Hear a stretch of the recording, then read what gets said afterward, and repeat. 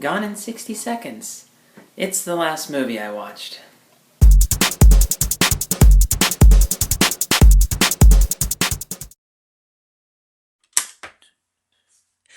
Hey everyone, welcome to another episode of It's the Last Movie I Watched. I'm Danielle Kestner, here to talk about the last movie I watched and why, to give you just an idea of how much free time I really do have on my hands. Not only to watch these movies, but then to talk to people about it, make a video about it, edit that video, and put it on YouTube. So obviously I have a lot of time on my hands, which is all the more reason why watching a movie like Gone in 60 Seconds is proof that I have way too much time on my hands, which isn't exactly true, but occasionally I do want to watch a movie that doesn't really make me think and kind of brings me back to a little nostalgic age as well.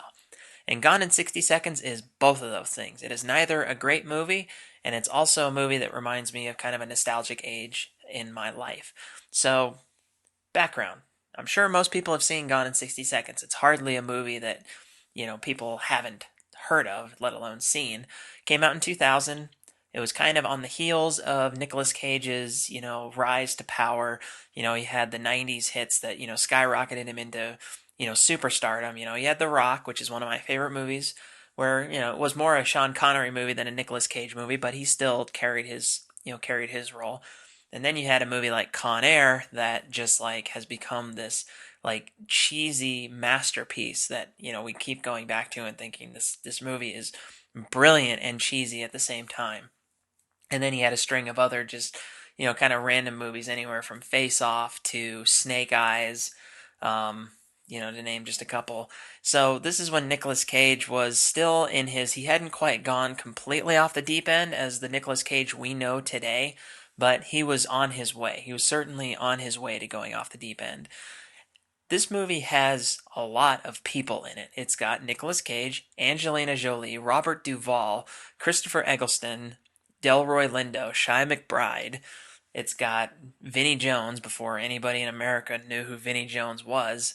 Um, Giovanni Ribisi, um, Timothy Oliphant. It's got a ton of people in it.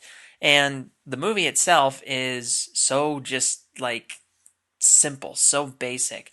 And it kind of is, and I'll get into this in a minute, is it's kind of just this like carbon, copy type of movie that you saw in the mid late 90s from Jerry Bruckheimer, but I'll get to that in a minute. So the movie itself is basically about, for those who haven't seen it or haven't seen it in a long time, like I hadn't seen it in a long time, it's about a retired car thief who is kind of brought back into the game because his brother, screwed up this, car heist and is now basically has a death sentence on him if he doesn't, fulfill what he was supposed to do. So he gets pulled out of retirement to save his brother, and they have to basically boost 50 cars in one night.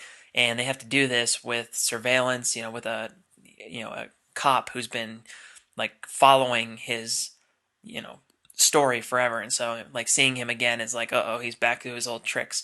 So he's got this cop on his ass, and he's got, this crazy gangster who's trying to kill his brother. So now, it's this, do or die sort of scenario. And they, had their plan. They go and boost the cars, and of course things go wrong. And there's a fantastic car chase, at the end of the movie between Nicolas Cage and the police. And obviously, it has, your typical action movie ending where, the bad guy gets the good guy, and everybody else gets away scot free, despite the fact that they caused, a ton of damage. They stole a bunch of cars and pretty much broke a ton of laws, but just because they got the bad guy, they let him off. It's one of those movies where if you try to think about it too hard, it's gonna hurt. It's really going to hurt. And there's a few points in the movie where it's just like, they could have ended this movie after 10 minutes, just given like reality. If reality had set in, this movie would have been only 10 minutes long, and there wouldn't be these great car chases and all, this comedy and all that. So, but this movie was kind of like, it was an ode to the 90s movies that we had, the Con Airs, the Rocks of the world, the Armageddon, the Michael Bay. I like to just say, like, any of the Jerry Bruckheimer movies. If it had Jerry Bruckheimer's name on it in the 90s, this is like the kind of movie it was. It was, pretty straightforward action movie. The good guy might be a little bit bad, but you still like him a lot. And then the bad guy is like really bad and, usually gets his in the end. There's really no gray area on any of that, even if they try to portray that there is gray area. And then of course there's the style, which is this kind of it's what I always call it the Michael Bay effect because before Michael Bay became just the Transformers director, he was a guy who actually really did well with stylized action movies. You had Bad Boys and you had The Rock, which were two movies that I thought just like completely redefined action movies in the 90s. And he did that because he took, the crazy action, the car chases, the gunplay, all that stuff, but he also kind of put it into a more like real setting, like there's rusty cars and, like burned out buildings and stuff like that. It's not just like everything is clean and smooth. It's, there's like, it's kind of like a real world. And Gone in 60 Seconds is one of those movies that took that, they did it in Armageddon, they did it in, Pearl Harbor, they did it in all those movies. Gone in 60 Seconds was just, another one of those Con Air. And it almost feels like they could have just taken basically any director who, would be able to do this, create this kind of aesthetic that Michael Bay sort of set out to create. Anybody who could do that, because Gone in 60 Seconds is directed by Dominic Sena. And if you know who that is, I'm surprised because nobody knows who Dominic Sena is anymore. After Swordfish, he just disappeared because Swordfish was supposed to be this amazing, return to form kind of action movie, and it wasn't. It was a good, interesting movie, but it definitely was not, a memorable movie by any stretch. It was pretty much the same kind of movie you'd have here, just with a different scenario. I mean, it's basically all it was. Con Air, kind of the same way. You got like, a whole fight in a, car junkyard. You got a fight here in a junkyard. You have a fight in a, abandoned hangar in Bad Boys. It's just these kind of the scenarios that they created in these movies that just, it creates that aesthetic that Gone in 60 Seconds is just another director that they dumped into this movie or, dumped into that chair and said, okay, create this type of aesthetic. And it made it feel like a Jerry Bruckheimer movie. And that's why when I was young, I loved Jerry Bruckheimer movies. Whenever I saw his name attached to it, I knew it was going to be something like this. I knew it was going to have that aesthetic to it. It was going to have the action, the comedy, and it was going to be formulaic. It was going to be completely formulaic and cliche.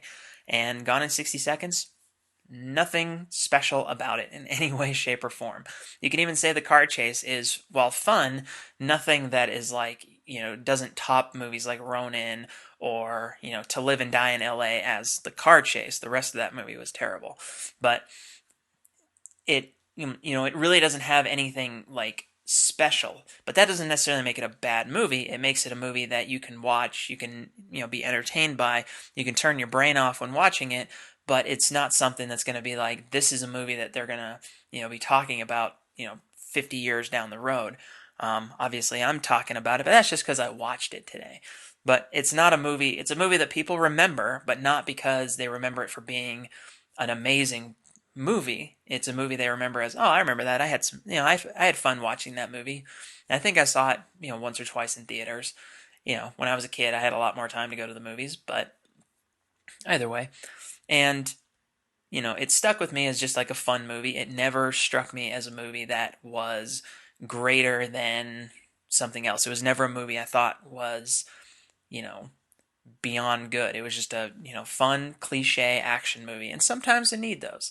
Sometimes I need those, and it's always good to go back and watch them and remind myself, it's like, okay, this is what I grew up on. I'm a kid of the 90s, so, the Die Hards of the world, The Rock, Independence Day, those are the movies that those are the action movies that I kind of grew up on. So, having a movie like this is certainly anything but special, but it's certainly a memento to a different age of filmmaking, and one that we don't really see very often anymore. And if we do see it, it's muted, or it's just not, or it's just Michael Bay and there's Transformers in it. So it's pretty much where we are. So, last movie I watched, Gone in 60 Seconds, starring the immortal Nicolas Cage, who may or may not become the next Gary Busey. We'll see. We'll tune in on that later. So, thanks a lot for watching. I'll see you later.